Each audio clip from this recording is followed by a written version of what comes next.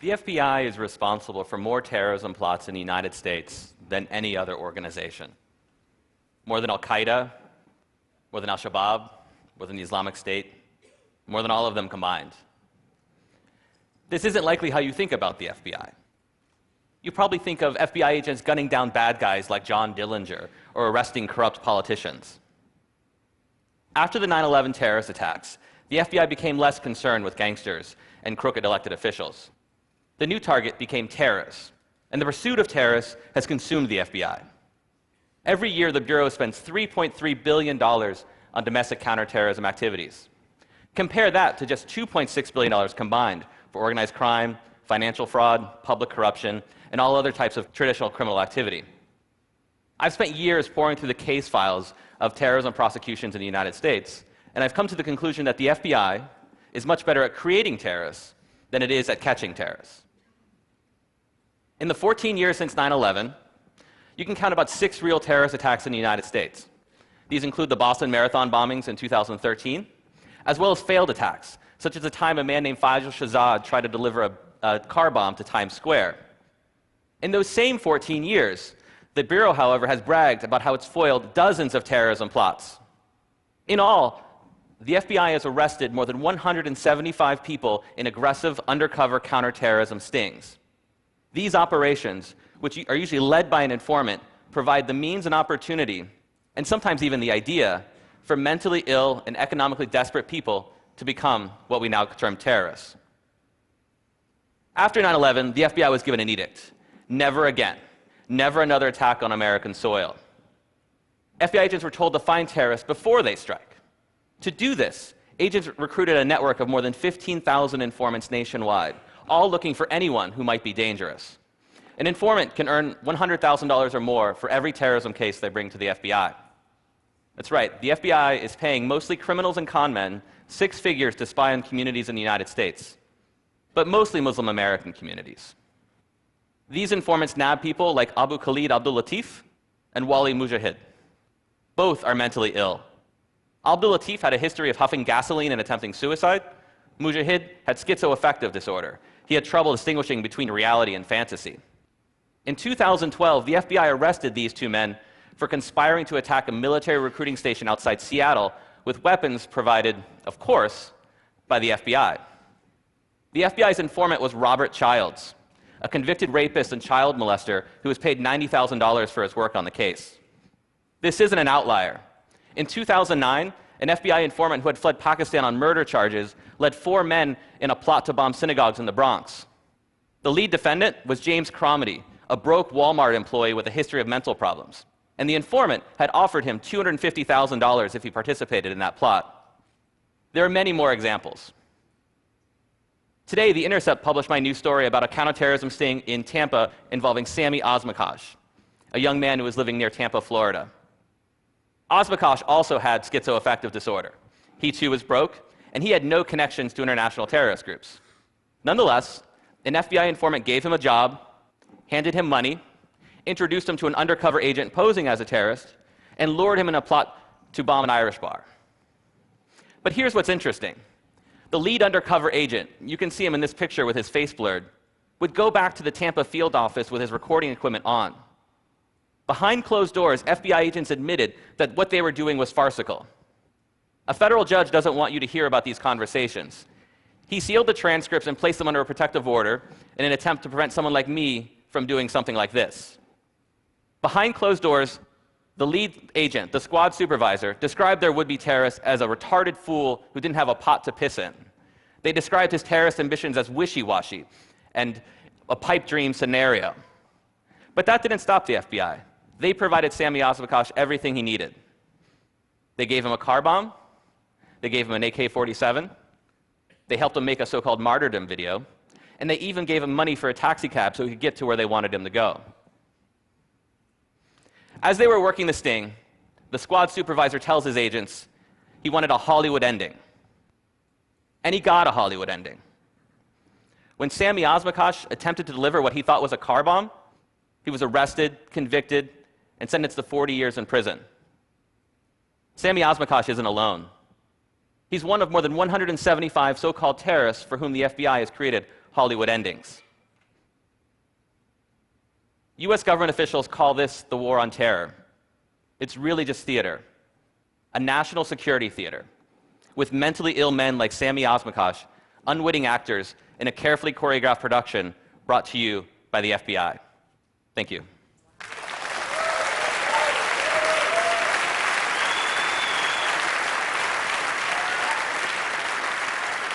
So those are some pretty strong accusations, pretty strong charges. How can you back this up? So my research began in 2010 when I received a grant from the investigative reporting program at UC Berkeley. And a research assistant and I put together a database of all terrorism prosecutions at the time during the first decade after 9/11. And we used the court file to find out whether the defendants had any connections to international terrorist groups, whether an informant was used, and whether the informant played the role of an agent provocateur by providing the means and opportunity. And we submitted that to the FBI, and we asked them to respond to our database. If they had errors, if they believed there were any errors, we asked them to tell us what they were, and we go back and check, and they never challenged any of our findings.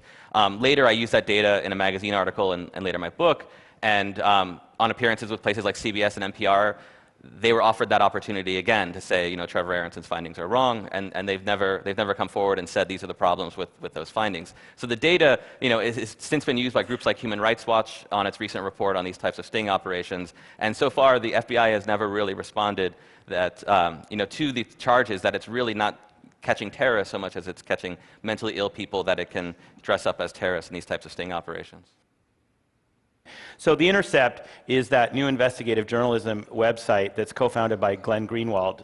Tell us about your article and why there. Right, so The Intercept seemed to be the most logical place for this because my article is really leveraging the fact that a source had leaked to me transcripts of these private FBI conversations that a federal judge had sealed based on the government's claim that their release would irreparably damage the US government's law enforcement strategy. And so a place like The Intercept was set up to protect journalists and publish their work when they're dealing with very sensitive matters like this. And so my story in The Intercept, which is published today, tells the story of how Sami Osmakash was set up in this FBI sting and goes into much greater detail. I mean, in this talk, I could only really highlight the things that they said, such as calling him a retarded fool. But it was much more elaborate. They went to great lengths to put money in Sami Osmakash's hands, which he then used to purchase weapons from the undercover agent. When he went to trial, the central piece of evidence was that he paid for these weapons, when in truth, these transcripts show how the FBI orchestrated someone who was essentially mentally ill and broke to get money to then pay for weapons that they could then charge him in a conspiracy for. So, one final question. Less than 10 days ago, the FBI arrested some potential ISIS suspects in Brooklyn, saying that they might be headed to Syria. And were those real, or are they examples of more of the same? Well, so far we only know what's come out in the court file, but they seem to suggest it's another example of the same. These type of sting operations have moved from kind of flavor to flavor. So initially it was Al-Qaeda plots, and now the Islamic State is the current flavor. What's worth noting about that case is that the 3 men that were charged only began the plot to move or to go to Syria after the introduction of the FBI informant. And in fact, the FBI informant had helped them with the travel documents that they needed. In kind of a comical turn in that particular case, one of the defendant's mother had found out that he was interested in going to Syria and had hid his passport. So it's unclear that even if he showed up at the airport that he ever could have gone anywhere. And so yes, there are people who might be interested in joining the Islamic State in the United States, and those are people that the United States government should be looking at to see if they're interested in violence here. In this particular case, given the evidence that's so far come out, it does suggest that the FBI made it possible for these guys to move along in a plan to go to Syria when they were never close to that in the first place. Thanks a lot. That's Great. amazing. Thank you so much. Thank you.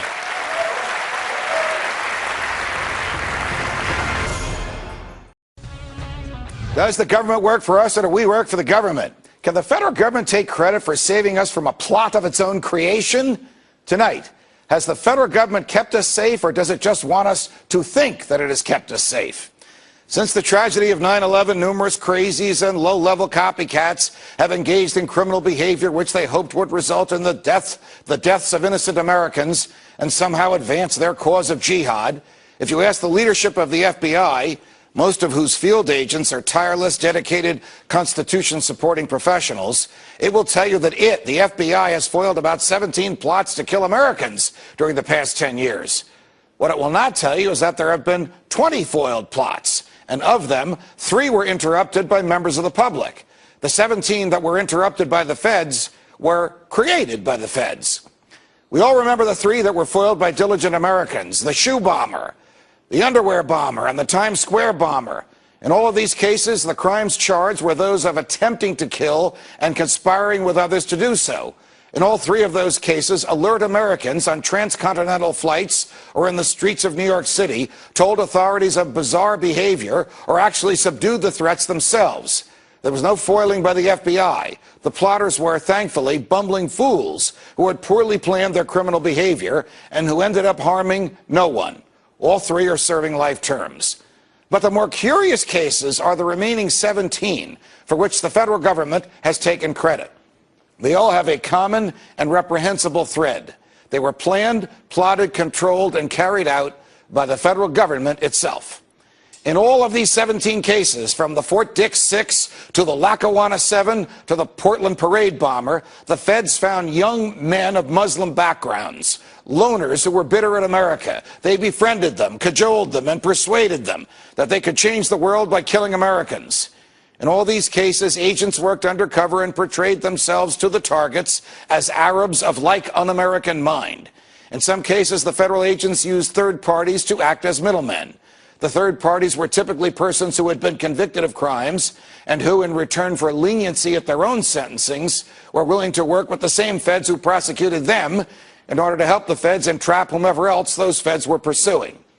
Thus, in all 17 of these cases, because of the command and control of federal agents, no one was ever in danger, no one was harmed, no bomb went off, and no property was damaged. But in all those cases, the losers whom the feds targeted each believed that they were interacting with real plotters who would bring them cash and bombs. As we know, sometimes the cash arrived, but the bombs never did. The defendants were essentially charged and convicted for playing a game with federal agents. The most recent of those government-generated plots was revealed yesterday. It has a new twist because it allegedly involves agents of the intelligence apparatus of the government of Iran. It, too, was destined to go nowhere, as the feds monitored and taped every move made by their target as he interacted with federal agents whom he stupidly believed to be drug dealers and co-conspirators. Today, the feds themselves revealed that high officials of Iran's government knew nothing of this. Of course, the neocons have demanded bombs on Tehran, no matter what the government there knew. And this plot came to light the day before Attorney General Holder himself was subpoenaed by Congress in the Fast and Furious case. You get the picture. Are any of these plots criminal? Can the government just pick and choose whom to seduce and then lower the boom at the right time and arrest its would-be Confederates? Is this a proper and efficient use of law enforcement resources? The answers to these questions are obvious, and they are not good. The courts have made this legal, so long as the target of these plots had a mental predisposition to cause harm. But none of this keeps us safe. All of this makes us less free, as any one of us can be entrapped. And we are fools if we praise the government for exposing a plot of its own creation and saving us from a danger that never existed. Can the government break the law in order to enforce it? Well, when it does, it becomes a law unto itself, and the rule of law dies as the feds decide whom to target and whom to trap. Think about it. Are we really safe in a false sense of security? Why do we pay the government to trick us into believing it is keeping us safe? When no one is harmed and the government controls the plot, aren't we just punishing someone for his thoughts? And in a free society, aren't free people free to think as they wish? This must be so, because if the government can punish our thoughts, there are no limits to its power. The Boston Marathon bombing has provoked shock, grief, and outrage from around the world. After decades of conditioning, the public automatically equates such terrorism with Muslim radicals. But the evidence shows that every major terror plot on American soil in the past 10 years has been fostered, funded, and equipped by one organization, the FBI. This is the GRTV Backgrounder on Global Research TV. People around the world watched in horror this week as explosions rocked the finish line of the Boston Marathon, turning a day of sportsmanship and celebration into one of shock, grief, and outrage. As with all such events, the desire to discover who was behind this cowardly act has driven many into a speculative frenzy.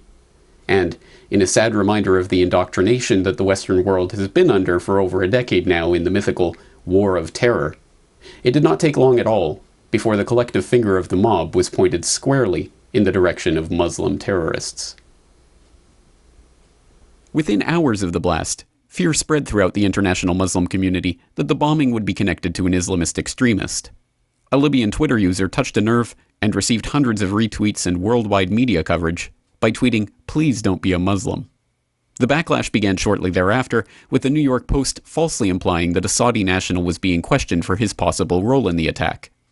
The next day, a plane departing Boston Logan Airport returned to the gate, and 2 passengers were forcibly removed because they had been overheard speaking Arabic before takeoff. As data continues to pour in regarding the bombing and who may be behind it, it is important that we take a moment to step back and consider this knee-jerk tendency to conclude that this is the work of Islamic radicals. In the minds of millions of Americans, bombs targeting innocents on U.S. soil are inextricably linked with the image of the bearded, turban-wearing boogeyman that has become the shorthand for evil in this age of terror. This association is not only incorrect, it is dangerously incorrect, because it signally fails to identify the one unifying thread between all of the recent terror plots in the U.S. Lurking behind the shadowy armies of would-be jihadis in the popular imagination is the sober reality that every single major terror bust in the United States since 9/11 has sourced back to the same group, a single entity that has in every single case funded, equipped, and even incited the would-be terrorists into action: the FBI. In 2005, federal prosecutors charged Michael Reynolds, a 47-year-old drifter living with his elderly mother, of attempting to wage jihad on the U.S. by blowing up fuel facilities. He was arrested after agreeing to meet with an FBI informant who had promised him $40,000 for his cause, and 2 months later the FBI quietly announced he was likely mentally ill. In 2007, the so-called Fort Dix Six were nabbed in a much-hyped FBI terror bust after allegedly hatching a plan to attack a U.S. military base and kill the soldiers there. At the time, a 26-page indictment revealed that the group had no rigorous military training and did not appear close to being able to pull off an attack.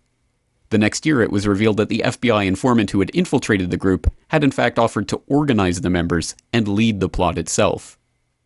In 2009, the Newburgh Four were arrested for an alleged plot to blow up synagogues and shoot down military airplanes in Newburgh, New York. The group was a ragtag bunch of poor black men, at least one of whom was mentally unstable and stored his own urine in jars around his apartment. The group's 5th member, Shahad Hussein, turned out to be an FBI informant who had promised the members hundreds of thousands of dollars to carry out the plot. In sentencing the defendants, federal judge Colleen McMahon said, "The government created acts of terrorism out of the defendants' fantasies of bravado and bigotry, and then made those fantasies come true. The government did not have to infiltrate and foil some nefarious plot. There was no nefarious plot to foil." In November 2010, the FBI busted the so-called Portland Christmas tree bomber, who was allegedly attempting to bomb the lighting ceremony at Portland's Pioneer Courthouse Square. The threat was very real, the FBI intoned at the time. Our investigation shows that Mohammed was absolutely committed to carrying out an attack on a very grand scale. The alleged bomber, Arthur Balazan, turned out to be a teenager who bragged to undercover agents that he could get a gun because he was a rapper and wrote an article on workout tips for jihadis. In 2011, the FBI arrested a man that they themselves had supplied with a remote-controlled plane and C4 explosives in a harebrained attempt to bomb the Pentagon. In 2012, they busted another would-be jihadi that they again had supplied with a fake gun and suicide vest. Also in 2012, the FBI busted a group of 5 anarchists who were allegedly going to bomb a bridge in the Cleveland area, although it was quietly admitted that the FBI informant who had infiltrated the group had in fact initiated the contact with them and been present at the meetings where they developed the plan to blow up the bridge. One of the most ridiculous examples of this pattern dates back to 2006, when the DOJ attempted to make it seem as if they had just nabbed a group of dangerous jihadis who were preparing a full ground war against the United States. Now, fortunately, because of the fine work of law enforcement, these men were unable to advance their deadly plot. A dreadful potential catastrophe averted, and clearly, government wouldn't bother to hold a press conference if this were not a major step in the war on terror, right? All right, so good night, everybody, and, I'm sorry, questions. Did the men have any actual contact with any members of Al-Qaeda that you know of? The answer to that The answer to that is no. Did you find any explosives, weapons? Now, and you raise a good point. You do raise a good point. That point being that these deadly international terrorists had very slyly disguised themselves as a bunch of dipshits living in a warehouse. The picture that is painted by these facts is as overwhelming as it is difficult for much of the public to comprehend. The conclusion, nevertheless, is incontrovertible, that without the FBI, many of the so-called terrorist cells that have been hatching their inept, bumbling schemes against the United States for decades might never have existed at all. Despite what many would believe, this conclusion is not even controversial. Rather, it has been backed up time and again by evidence in the official record and multiply attested to by FBI insiders and whistleblowers themselves. Last winter, the FBI was praised for its speed in cracking the case of the World Trade Center bombing and bringing 4 suspects to trial. Now, there is some evidence that the FBI may have known of the plot in advance through an informant and might even have stopped the bombing that killed 6 people. Correspondent Jacqueline Adams has the story. FBI agents might have been able to prevent last February's deadly explosion at New York's World Trade Center. They discussed secretly substituting harmless powder for the explosives, but they didn't, according to the FBI's own informant, Imad Salem. When a urea nitrate explosive is detonated, the urea nitrate breaks into urea and nitrate. Nitrate ions, urea is out there. And we found high concentrations of urea at the World Trade Center, and we found urea nitrate explosive at a bomb-making factory, which we could point back to the folks at the that were the suspects. And I wrote a report that we found urea and nitrate ions, and that was consistent with the presence of a urea nitrate-based explosive. However, it was also consistent with the urea, which is used on the streets of New York at the time, is a bio-friendly ice melter. Nitrate ions, which are in the acid rain belt. Urea is in sewage. It's coming out of your fingers right now. It's it's something that it's in urine. Sewage mains burst in the crime scene, as a result of the explosion, World Trade Center. FBI management ordered my boss to tell me to take those alternative explanations for the data out of my report. And I remember the day very well. It was raining. It was dreary out on East Street behind the FBI building. I was looking out the window, and I told my boss, well, they can just fire me. I'm not going to lie in this report. I'm going to lie in a court of law. Well, ultimately, they just fired me because they needed somebody to lie. But another individual in the lab decided to just come in and give them the answer they wanted.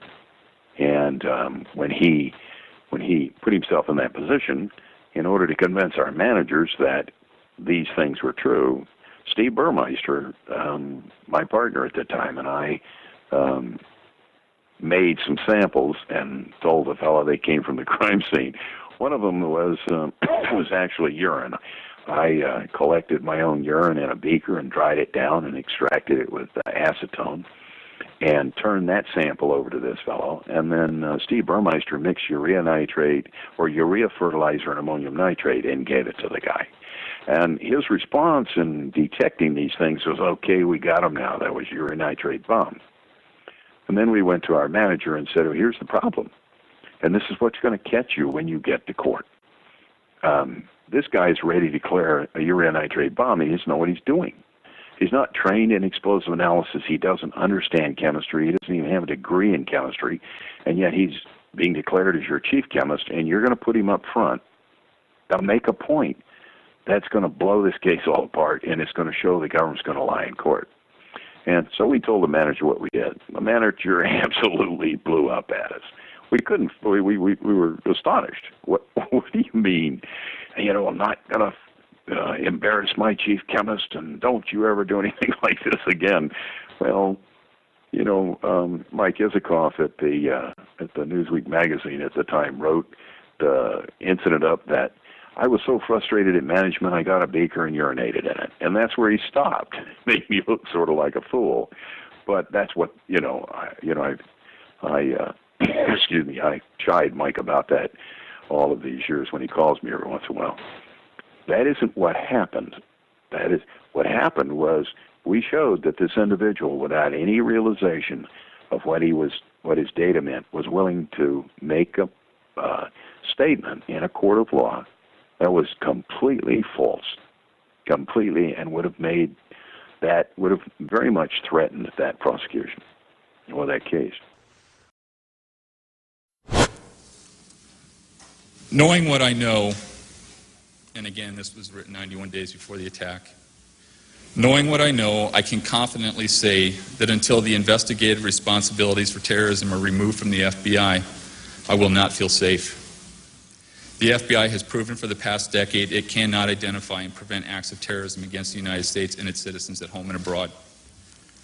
Even worse, there is virtually no effort on the part of the FBI's International Terrorism Unit to neutralize known and suspected terrorists residing within the United States.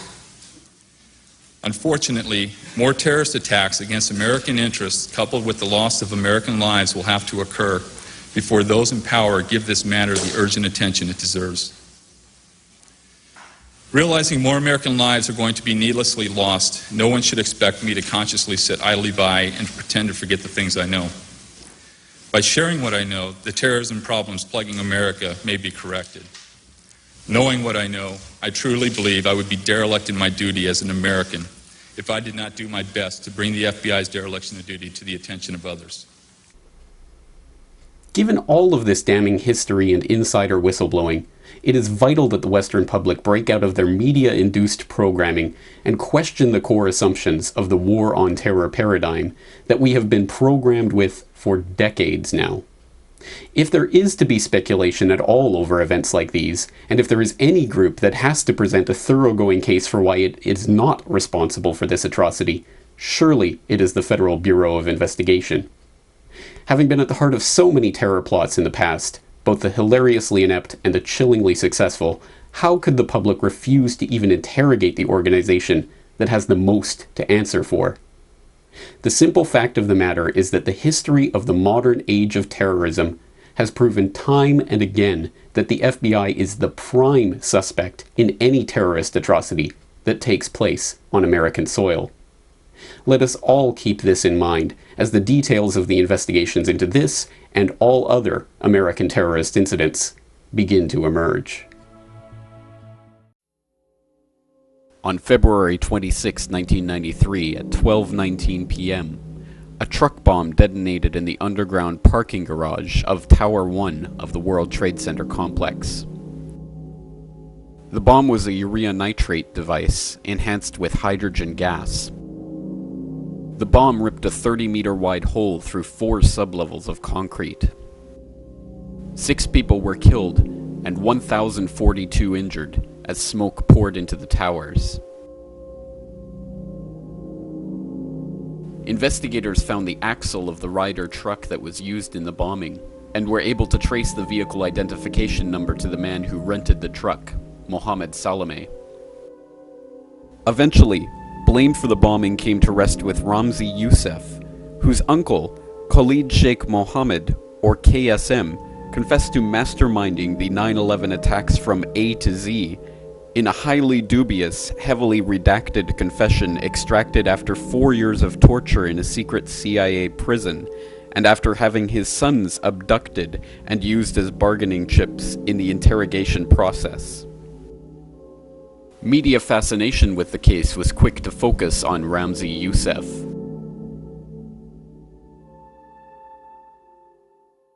But during the investigation, some startling information came to light.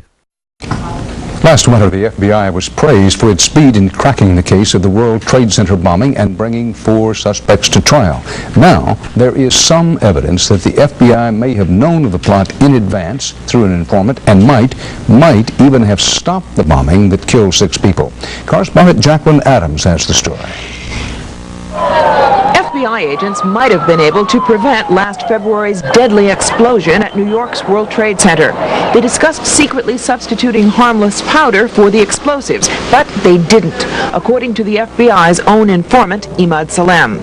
Unbeknownst to the FBI at the time, Salem recorded many of his conversations with his handlers. I'm holding 903 pages of draft transcripts.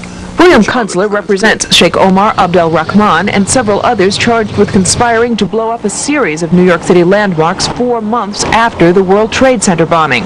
That case has not yet gone to trial. Kunstler confirmed newspaper reports of the Salem transcripts. In one, Salem complains to an FBI agent, "Since the bomb went off, I feel terrible. I feel bad. I feel here is people who don't listen." The agent replies, "Hey, I mean, it wasn't like you didn't try and I didn't try. You can't force people to do the right thing." There is material in here to show gross governmental misconduct. Today, attorneys for the defendants in the ongoing World Trade Center bombing case formally asked for the transcripts of Salem's tapes. Quite frankly, beyond me, why now, the 4th week into the trial, we still don't have these materials. Prosecutors have refused to comment publicly, but legal experts say the defense may have no right to those transcripts. It's not a defense to a crime to say, if only the government had stopped me, I wouldn't have done it. So this isn't material that ordinarily the defense would be entitled to. In court today, a witness from the Ford Motor Company linked debris recovered from the explosion site to a Ford van where defendant Mohammed Salama was arrested less than a week after the bombing. Jacqueline Adams, CBS News, New York. As reported by CBS News, the New York Times, and other respected news organizations at the time, Imad Salem was an ex-Egyptian army officer turned FBI informant, and was essential in helping convict others in the bombing. However, it was Salem's contention that he had agreed to supply fake explosives to the bombers, and he was overruled by his FBI handlers. Salem, perhaps experienced in the machinations of black ops, had the sense to tape some of his telephone conversations with his FBI handlers, including FBI Special Agent John Antichev.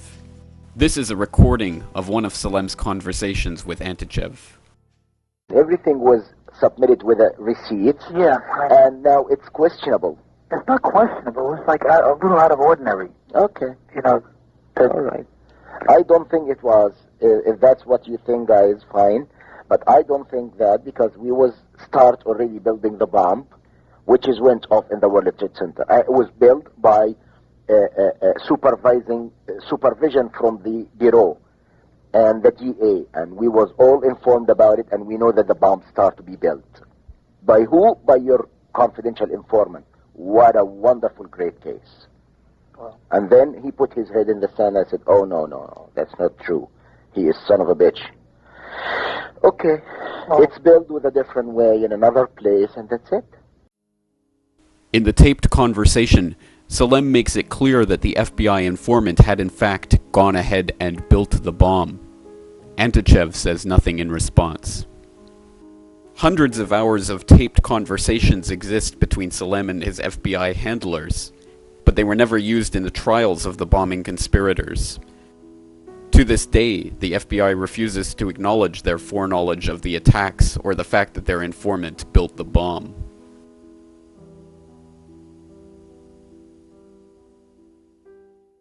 For we are opposed around the world by a monolithic and ruthless conspiracy that relies primarily on covert means for expanding its sphere of influence, on infiltration instead of invasion, on subversion instead of elections, on intimidation instead of free choice, on guerrillas by night instead of armies by day.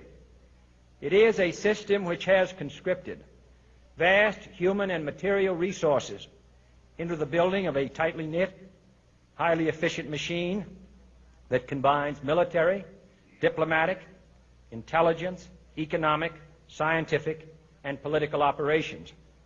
Its preparations are concealed, not published. Its mistakes are buried, not headlined. Its dissenters are silenced, not praised. No expenditure is questioned, no rumor is printed, no secret is revealed.